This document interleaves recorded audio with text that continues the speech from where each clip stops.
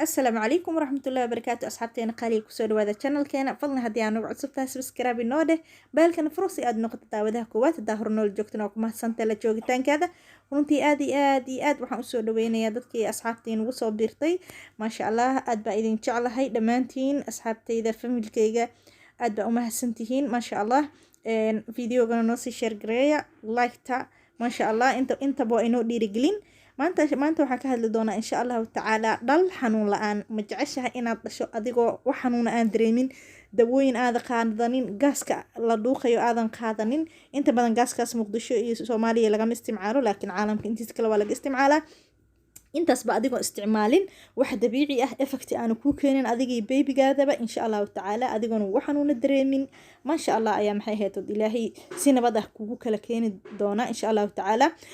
inta ubad haysato Allah u barakeeyo inta haysanin Allah siiyo ubad baariyaal ah inta xanuunsan Allah caafiyo inta caafimaad qabtana Allah u siyaadiyo dhamaanteen ma sha Allah waxa weeye ma sha Allah waa dawo ma sha Allah ah waa timirta faa'iidooyinkeeda laguma soo koobi karo halkani xilliga ay uurka leedahay hooyada xitaa waxay maxay ahayd u sahlaysaa inay caloosha calool fadhi ama calool istaag ku sameynin waxa weeye fiber baa ka buuxa ma sha Allah timirta waxay ka mid tahay cunooyinka fiberka laga helo calooshana jilciya aad iyo aad hooyada dhiig la'aan ku dhici mayso sidoo kaleeto waxay ka caawinaysaa hadhowta xilliga foosha marka aad gaarto adigoona xanuun zaa'id dareemin inuu ilaahay ubadkaadi banaanka ku keeno ma sha Allah waana xaqiiq waana wax la hubo ma sha Allah waadna surgery kartaan qof kasta googalka uu ka baari karaa waa lagu tijaabiyay hooyooyin uur leh iyo hooyooyin kale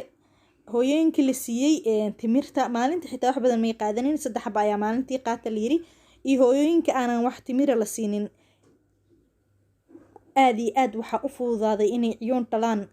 ayagoona wax xanuun zaa'id dareemin hooyooyinka timirta la siiyay xanuun waa dareemaysaa oo qof baa banaanka imaanayo laakiin xanuunkii madaxa lagu la socon jiray iyo xanuunkii maxay ahayd darbiyada la qabsan jiray intaba arkimaysid insha Allah tacaala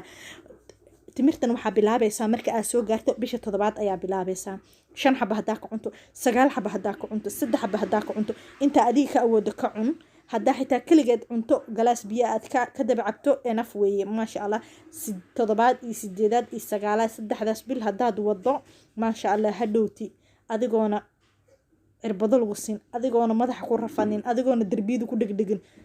ma sha Allah cunugaadi banaanka ayuu imaanaya asigoo caafimaad qaba iyo adigoo caafimaad qaba wax xanuun aad dareemin kiniini aad isticmaalin cirbad aad isticmaalin waa aragna cirbada dhabarka laga siiyaa hooyinka markay foolanayaan intay foosh ku adkaato ku dheeraato xanuun dareemaan ma sha Allah intaba ma dareemaysan insha Allah tacaala waa result la hubo la tijaabiyay ma sha Allah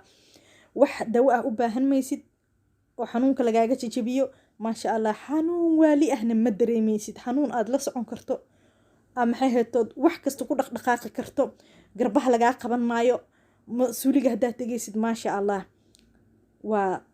dawo la hubo fadlan intii hooyo oo xaamilo ah Allah u fududeeyo